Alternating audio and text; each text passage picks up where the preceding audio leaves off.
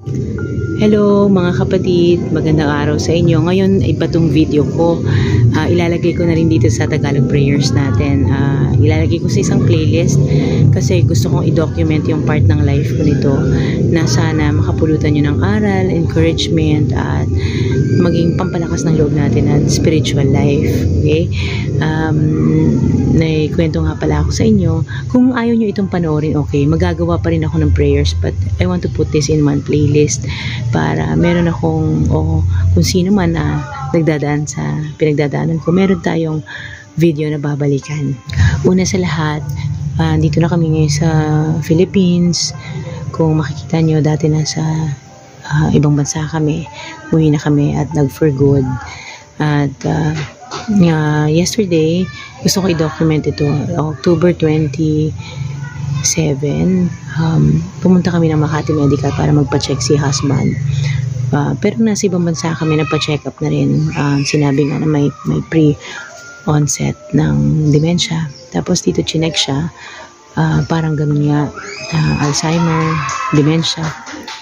Ngayon, ginagawa ko to kasi gusto kong maging kapupulutan niyo ng aral at kalakasan ng loob na when God answers our prayers, hindi lahat sa na-expect nating bagay. Ang dami kong answered prayer kay Lord. Like when I ask, Lord, sabi ko, tanggalin niyo po yung mga bisyo ng asawa ko. Sana po ay makakilala sa inyo. At sure enough naman na tinanggal ng Panginoon na hindi ko alam na darating sa puntong yon for more than 20 years ay natanggal niya. But kahit na wala ka namang bisyo, maaari namang wala ka pa rin sa Panginoon. Pero malaking bagay na huminto na rin siya sa pag-inom at paninigarilyo. Pagkatapos noon, nagdasal ako, sabi ko, Lord, ikaw na pong bahala sa asawa ko, kung ano pong plano niyo sa kanya, bahala na po kayo. Hindi ko alam na sinagot ng Panginoon sa ganitong paraan. Bakit? Marami tayong pag-uusapan dito at gusto ko rin i-document yung buhay ko para alam ko yung progress, memories, we'll make memories, diba, sa video na ito. Yung married life ko,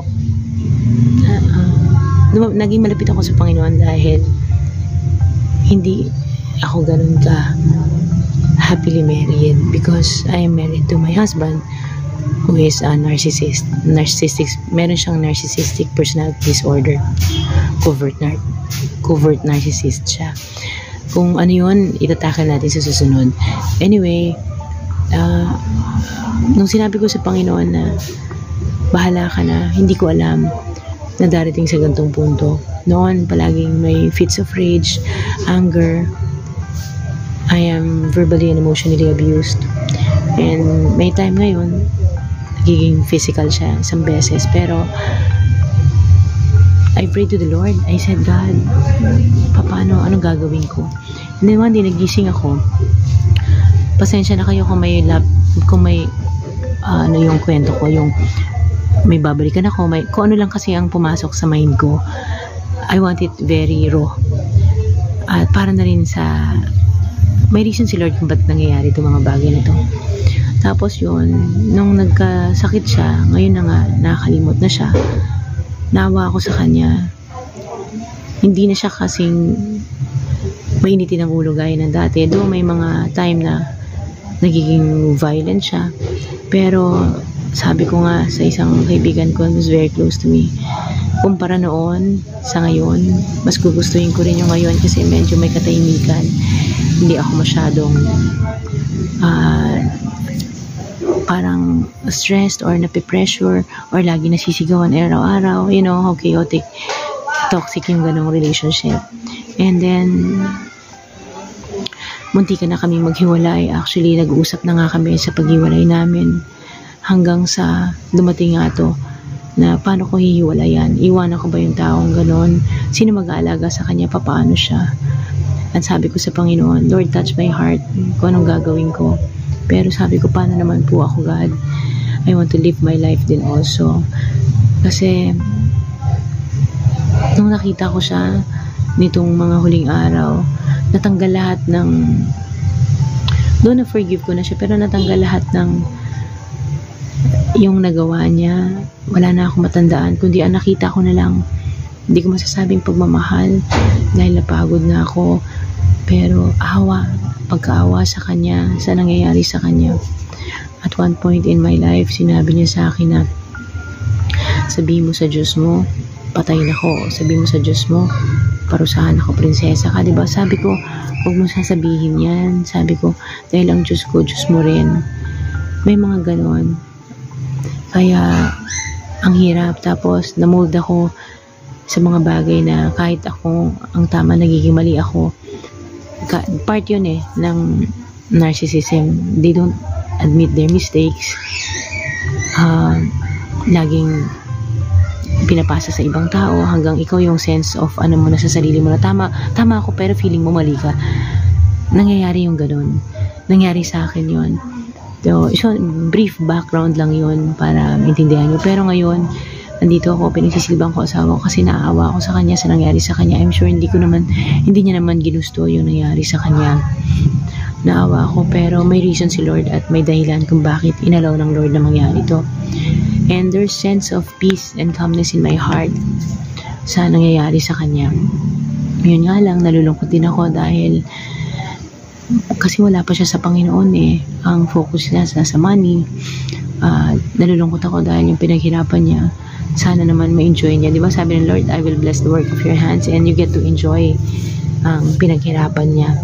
Pero I'm hopeful na kung ano ginagawa ng Lord sa kanya, it will turn out for His good. Ayun. So, ngayon, October 28, first day namin ng medication. Binigyan ko siya ng gamot. At we will see kung ano mangyayari sa 1 month na medication natin. Mga next videos ko, ang gagawin natin, i-document ko yung kanyang mga ginagawa para na rin memories kung paano siya nilift up ng Lord sa ganon. Because I believe God is in the business of healing. Healing what? Physical, yes. Spiritual, yes. Emotional, yes. Kung sa paanong paraan ang gusto ng Panginoon, then so be it. Ngayon, kapatid, kung ikaw nagdadaan ka rin sa mga pagsubok ng buhay mo, relasyon na hindi mo maayos, at mga bagay na hindi mo makontrol, ibigay natin sa Panginoon. Iyak natin kay Lord. Si Lord, ang forever natin, hindi niya tayo pababayaan kahit kailan. Tandaan natin yan at mahal na mahal tayo ng Panginoon. Darating tayo sa punto ng buhay natin na wala ka nang maaasahan. Kahit sarili mo, hindi enough dahil limited ka. Pero andyan si God. Tawagin mo lang. Bibigyan ka ng joy na nasa puso mo. Bibigyan ka ng tamang tao sa buhay mo na pwede mong kausapin. So mga kapatid, you can include me also in your prayer. At natutuwa ako dahil nasumpungan ako ng Panginoon. I mean, nakikita ko na buhay siya. Diba sabi nga ni Paul, sa kahinaan natin, dun nakikita yung kalakasan ng Panginoon. Dahil hindi tayo kumikilos sa sarili nating kalakasan. So, mga susunod na videos ko, kung hindi prayer, I hope you don't mind. At may gusto ko nang i-document dito sa channel na ito. Nakapulutan ng araw. So, for now, we will have a short prayer. Halika't, umpisa natin kapatid. Heavenly Father, maraming salamat po sa oras na ito na pinagtagpo mo kami online ng aking kapatid. Kung ano man po ang pinagdadaanan niya sa kanyang buhay, personal, problema sa asawa, sa kapatid, sa relasyon, sa sarili, Panginoon, salamat po na nakikita mo ang lahat ng ito at kumikilos ka, O Lord. Bigyan niyo po kami ng pusong umaasa at nananampalataya sa magagawa ninyo sa buhay namin, na hindi niyo kami iniwan o pinabayaan ni minsan man, Panginoon. Maraming salamat po sa mga pagkakataong, Panginoon, na nanghihina kami. Salamat na ikayo po ang kalakasan namin. Salamat po. Even right now, I lift up my husband to you at yung mga asawa dyan, may mga sakit, Panginoon, kung anumang karamdaman, dementia, Alzheimer, Panginoon, physical cancer, emotional, Panginoon. I pray, Lord God, that you will heal them, Lord God. Thank you, Lord God, na hindi maiksi ang kamay ninyo para amputin sila at hindi kayo bingi para marinig ang aming mga dasal, Panginoon. Maraming salamat po. Ikaw po ang aming Diyos na makapangyarihan sa lahat. Ang Diyos na may likha sa amin, na nagmamahal sa amin, Panginoon. Maraming salamat po sa hirap at ginhawa. Nandyan po kayo. Ito po ang aming samot dalangin Sa pangalan ng aming Panginoong Jesus. Amen at amen. Ayan kapatid, pasensya na ka minsan dito ako nakatingin, minsan doon. I hope you don't mind. So sa susunod, kung may comment ka lang or may gusto ka, just tell me. Okay? At lagay mo sa comment section. At kung sa paanong way kita ipagdadasal, just let me know. Alam mo, normal lang yan. Hindi perfect ang buhay at kahit kailan hindi. Normal ang pagsubok. Diba sabi ko nga sa video ko, normal na may dalamhati. May adversity, may suffering, may pain. Pero inaalaw yan ng Lord para bakit? Makuha ng Lord ang attention natin. Para tumawag tayo sa Kanya. To have that relationship and fellowship with God. Gusto ng Panginoon yun eh. So kapatid, sorry, nabulol ako. Pero ito, hindi ko na ito i-edit. Yun lamang as of now. God bless you and your family. And may you experience the love, the joy, and peace of God like never before. In Jesus' name I pray. Amen. God bless you.